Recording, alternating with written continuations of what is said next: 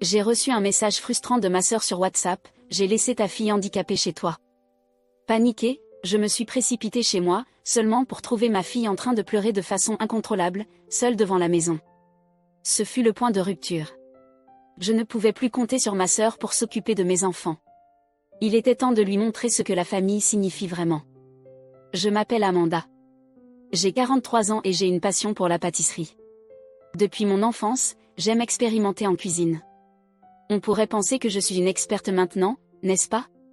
Eh bien, pour ne pas me vanter, je le suis enfin presque. À l'exception des gâteaux chiffons. Mes enfants aiment bien se moquer de moi à ce sujet. Maman, ton gâteau chiffon est tellement sec. Ne t'inquiète pas, on t'aidera la prochaine fois. Mais quand il s'agit de muffins, je suis une star.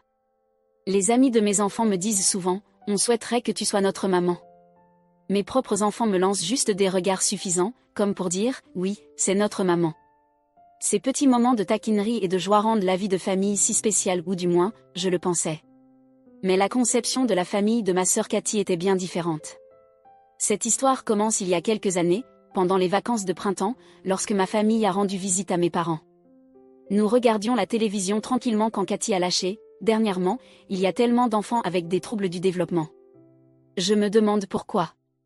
Son commentaire était aussi déplacé que choquant. La télévision ne parlait même pas de handicap. Tout le monde, y compris ma mère et mon mari, s'est tourné vers elle, perplexe. Qu'est-ce que c'est que ce commentaire soudain, ai-je demandé. Un enfant d'un collègue a récemment été diagnostiqué avec un trouble du développement, a-t-elle répondu. Apparemment, les enfants agités ou ayant des difficultés scolaires peuvent en faire partie.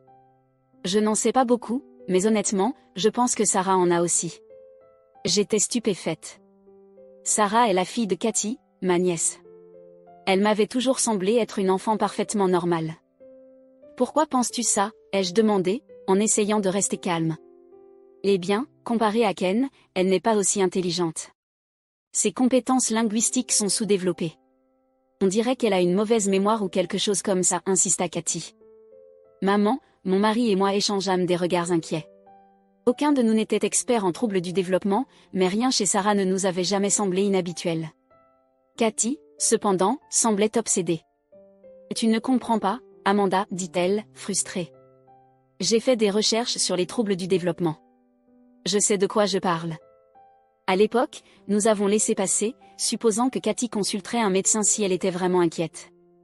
Mais à l'arrivée de l'été, son ton avait changé de manière alarmante. Je le savais. Sarah a un trouble du développement, déclara Cathy lors d'une autre réunion de famille.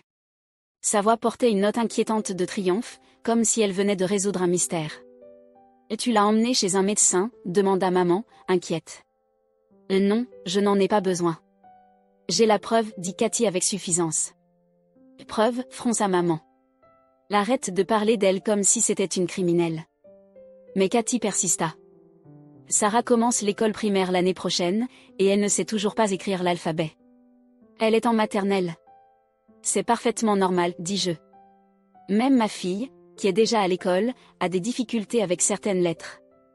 Eh bien, c'est parce que ta fille te ressemble, répliqua Cathy, un sourire suffisant sur le visage. Son mari Tim intervint, peut-être que ta fille a aussi un trouble du développement. Telle mère, telle fille. La colère monta en moi, mais je la retins. Les enfants se développent à leur propre rythme. Il n'y a pas besoin de se précipiter, dis-je fermement. Mais Cathy ne voulut rien entendre. Ken savait écrire l'alphabet depuis longtemps, insista TL, comparant Sarah à son frère aîné, qui avait toujours été exceptionnellement brillant. Ken a 3 ans de plus, fis-je remarquer. C'est injuste de les comparer. Tim ricana. Eh bien, d'un point de vue médical, Sarah a clairement un trouble du développement. Je le fixai, abasourdi. Point de vue médical ? Tim, tu n'es pas médecin. Il était évident que Cathy et Tim s'étaient convaincus que Sarah était déficiente simplement parce qu'elle ne répondait pas aux normes impossiblement élevées qu'ils avaient fixées pour Ken. Ce n'était pas seulement frustrant, c'était déchirant. Je dis toujours que mes frères et sœurs ont obtenu leur diplôme d'une université nationale, donc je suis intelligente. Les paroles de Tim résonnaient encore dans ma tête, aussi ridicules qu'elles étaient.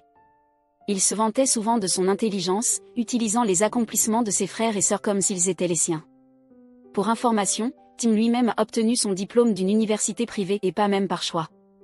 Il avait échoué à l'examen d'entrée à l'université nationale après avoir ignoré les conseils de ses professeurs de ne pas le passer. Maintenant, il gère un supermarché, mais il insiste sur le fait qu'il est aussi brillant que ses frères et sœurs. Si tu te dis, de quoi parle-t-il, tu n'es pas seul. J'ai appris plus tard que Tim était quelque peu un paria au sein de sa propre famille, ce qui expliquait peut-être son besoin constant de prouver sa valeur. Mais son comportement ne s'arrêtait pas à l'autoglorification, il s'étendait à la manière dont lui et Cathy traitaient leur fille Sarah. Un jour, mon mari Mike suggéra prudemment, peut-être qu'un professionnel devrait évaluer Sarah. Cela pourrait t'aider à clarifier les choses. Oh, j'ai déjà consulté des professionnels, répondit Cathy rapidement. Pendant un moment, un silence tomba, et une question collective sembla flotter dans l'air. Que veux-tu dire par professionnel, demanda Mike. Eh bien, j'ai regardé des émissions de santé à la télévision, dit Cathy de manière factuelle. Leurs observations correspondaient exactement aux symptômes de Sarah, donc ça doit être précis. Nous soupirâmes tous d'exaspération. Tim intervint, soutenant Cathy. Oui, ces émissions sont très informatives. Un collègue à moi en a vu une, a emmené son enfant chez le médecin, et le diagnostic correspondait parfaitement. C'est du sérieux. Maman en eut assez. La télévision, c'est juste de la télévision. Arrêtez de l'utiliser comme source de conseils médicaux. Si vous êtes vraiment inquiète, emmenez Sarah chez un vrai médecin. Occupe-toi de ton propre éducation, répliqua Cathy, sa voix tranchante. Vous êtes tous tellement ignorants. Et avec cela, elle partit en emportant Tim et Ken, mais laissant Sarah derrière sans un mot. Maman soupira profondément. S'ils veulent jouer au grand, le moins qu'ils puissent faire, c'est s'occuper correctement de Sarah. Sarah, pendant ce temps, jouait avec ma fille, son sourire habituel accroché à son visage. Mais en la regardant, j'ai remarqué quelque chose, de temps en temps, son sourire se décomposait, remplacé par un regard furtif de tristesse. Elle a dû se rendre compte que sa famille était partie sans elle. Ce sourire courageux m'a brisé le cœur. Sarah ne devrait pas porter le fardeau de nos échecs d'adultes. J'étais plus convaincue que jamais qu'elle n'avait pas de troubles du développement, mais qu'elle était victime de négligence et de favoritisme. Plus tard dans la journée, Cathy et Tim sont rentrés à la maison tout joyeux, des sacs de courses à la main. Le visage de maman s'assombrit. Vous laissez souvent Sarah seule quand vous allez faire du shopping? C'est juste la laisser à la maison. Quel est le problème? Répondit Cathy en haussant les épaules. Le problème, c'est que vous ne laissez pas Ken. Pourquoi traiter Sarah différemment? Elle n'écoute pas, donc nous lui apprenons la discipline, argumenta Cathy. Et discipliner si tu dois, mais ne la laisse pas juste abandonner sans explication. C'est cruel, répondit maman. Tim intervint en se défendant. On lui fournit des repas appropriés et une bonne éducation. Pourquoi continuez-vous à nous critiquer? Ça, c'est le minimum pour être parent, dis-je vivement. Vous agissez comme si c'était un grand service. C'est une affaire familiale. Reste en dehors de ça, Amanda, répliqua Tim. Sarah fait partie de ma famille aussi, répliquai-je. C'est ma nièce. Si elle est maltraitée, je ne resterai pas silencieuse. Mes mots semblaient avoir touché un nerf sensible. Cathy et Tim évitaient mon regard, mais leur silence en disait long. Si vous soupçonnez que Sarah a un handicap, la laisser seule est encore plus irresponsable, ajouta Mike. C'est pourquoi nous lui apprenons à rester seule à la maison, dit Cathy en frappant sa main sur la table. La dispute s'éternisa pendant des heures, sans arriver à une conclusion. Finalement, Cathy et Tim partirent tôt le lendemain matin, écourtant leur visite. Leur favoritisme envers Ken était douloureusement évident pendant leur séjour. Lors des repas, si les crevettes préférées de Ken étaient servies, Cathy et Tim lui donnaient des portions supplémentaires, prenant même dans l'assiette de Sarah. Sarah, manifestement habituée à ce traitement, ne protestait jamais. Elle se contentait de se soumettre, un air résigné sur le visage. Le même schéma se répétait de différentes manières. Des promesses de nouveaux jouets et jeux étaient faites à Ken, tandis que Sarah était ignorée. Toutes les conversations familiales tournaient autour des réussites de Ken, laissant Sarah assise tranquillement sur le côté. C'était déchirant à voir. Un jour, Cathy arriva sans prévenir avec Sarah. « Tu peux t'occuper d'elle juste pour aujourd'hui ?» demanda-t-elle. Même Sarah semblait confuse par cette demande soudaine. Elle me jeta un regard et dit doucement. « Je pourrais simplement jouer au parc à la place. » Sans poser trop de questions, nous acceptâmes de nous occuper d'elle. Lorsque Cathy revint plus tard dans la soirée, elle semblait désolée. « Merci de vous être occupé de Sarah, dit-elle. »« Pourquoi prévenir si tard ?» demandai-je. Oh, Ken avait des amis. Leurs mamans sont toutes médecins et avocates, tu sais. Ce serait gênant d'avoir Sarah parmi elles. J'étais abasourdie. Tu as honte de ta propre fille? Elle ne s'intègre pas à ces familles. Que puis-je faire, dit Cathy en riant comme si c'était une blague. Ce n'est pas une excuse, dis-je fermement. Que Sarah ait un handicap ou non, c'est ta fille. Tu devrais être son plus grand soutien, pas sa plus grande critique. Le sourire de Cathy disparut. Tu n'as élevé qu'un enfant. Ne me donne pas de leçons. Sur ces mots, elle tira Sarah par le bras et partit. Ces comportements continuèrent. Cathy et Tim laissaient souvent Sarah avec nous pendant de longues périodes, tandis qu'ils emmenaient Ken pour des sorties élaborées. Ils arrivaient en retard pour la récupérer, ne s'excusaient jamais et agissaient comme si de rien n'était. Leurs actions ne firent que renforcer ma détermination à intervenir. Sarah méritait mieux que la situation dans laquelle elle se trouvait, et j'allais tout faire pour m'assurer qu'elle l'obtienne. Je t'ai dit de prévenir avant de venir, n'est-ce pas? Et pourquoi ne respectes-tu pas leur convenu? Mon ton était plus acerbe que d'habitude. Même devant Sarah, je ne pouvais pas m'en empêcher, j'étais furieuse. Oh, ne sois pas si pointilleuse, répondit Cathy d'un air nonchalant. Nous sommes là pour la récupérer, non? C'est une évidence, répliquai-je sèchement.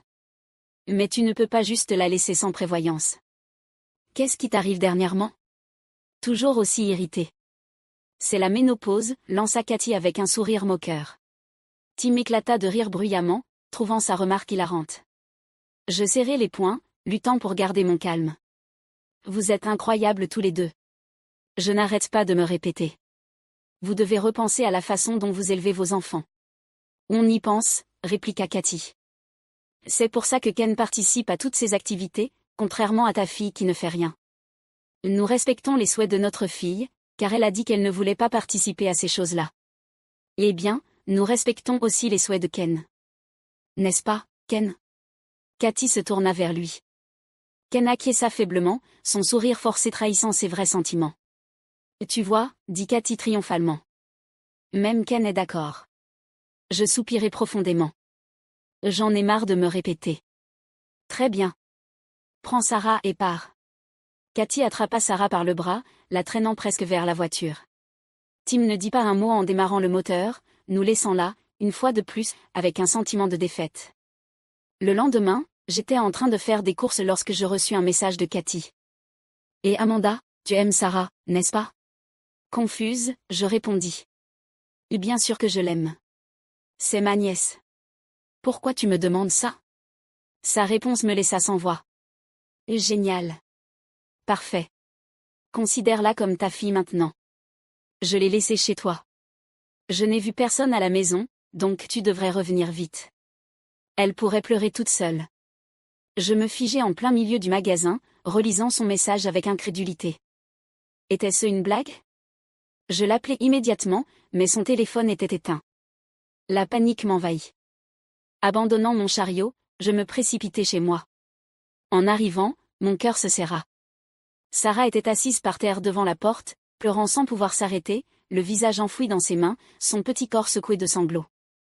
Sarah, je courus vers elle et la pris dans mes bras. Elle s'accrocha à moi, les larmes trempant mon épaule. Ça va, ma chérie. Je suis là. Il était évident ce qui s'était passé, sans même avoir à demander. Cathy l'avait abandonnée.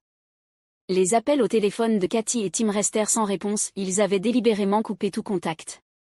À travers ses larmes, Sarah murmura, « Tata, je ne voulais pas être laissée comme ça. » Je la serrai fort contre moi, ma colère contre Cathy et Tim bouillonnant. Comment pouvait-il être aussi cruel?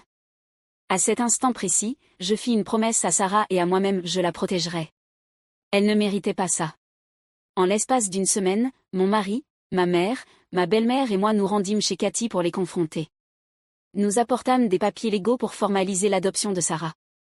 Notre plan était clair, Sarah deviendrait notre fille. À notre grande surprise, Cathy et Tim acceptèrent sans trop de résistance. Moins de fardeau pour nous, dit Cathy en haussant les épaules tout en signant les papiers. Son manque de remords m'exaspéra, mais je me tus. Le bien-être de Sarah était ma seule priorité. 3 mois plus tard, Cathy débarqua chez nous sans prévenir. On veut Sarah, dit-elle, comme si les derniers mois n'avaient jamais eu lieu. De quoi tu parles, demandai-je, incrédule. Elle est une génie, s'exclama Cathy. Je viens de découvrir qu'elle a gagné un concours d'art. Son tableau était exposé à la banque. On ne savait même pas qu'elle aimait dessiner. Je ne pus m'empêcher de rire de l'ironie. Bien sûr que vous ne le saviez pas, parce que vous ne lui avez jamais prêté attention. Ce concours? C'est moi qui ai soumis son œuvre. Sa maternelle vous a encouragé pendant des années à nourrir ses talents, mais vous les avez ignorés. Le visage de Cathy rougit de honte. Eh bien, peu importe maintenant. Rends-la moi. Je secouai la tête. Ce n'est pas aussi simple. L'adoption est finalisée. Sarah est maintenant notre fille. Mais si elle veut revenir chez vous, je ne l'en empêcherai pas. Elle me choisira, dit Cathy avec un sourire suffisant. Regarde. J'appelai Sarah dans la pièce. Lorsqu'elle vit Cathy, elle hésita, puis s'accrocha à moi. Mama, dit-elle doucement un nom qu'elle avait commencé à utiliser pour combiner maman et tati. Cathy tendit la main vers elle, mais Ken se plaça devant sa mère de manière protectrice. Ken, que fais-tu ici? Tu n'as pas de leçon, demanda Cathy. La voix de Ken trembla lorsqu'il répondit, je ne veux plus aller en leçon. Je les déteste. Je déteste tout ce que tu me fais faire. Cathy tenta de le gronder, mais je l'en empêchai. Tu ne comprends pas? Tes enfants ne veulent pas ce que tu leur imposes. Tu t'es tellement concentré sur les apparences et les réussites que tu as complètement ignoré leur bonheur. Cathy resta là, sans voix. Rentre chez toi, dis-je fermement. Et tu as perdu le droit de t'appeler leur mère. Dans les années qui suivirent, la dynamique de notre famille prospéra. Sarah, Ken et notre fille se rapprochèrent, formant un lien plus fort que ce que j'avais imaginé. Ken emménagea chez ma mère, et Sarah s'épanouit dans notre maison, poursuivant sa passion pour l'art. Bien que la route fût difficile, chaque étape en valait la peine. Notre foyer à deux familles était rempli d'amour, de rire et de la joie de voir les enfants grandir et développer leurs talents uniques. Cathy et Tim, quant à eux, s'enfoncèrent dans l'isolement, accablés par les conséquences de leur égoïsme. Nos vies n'étaient pas parfaites, mais elles étaient riches de la seule chose qui comptait le plus, la famille.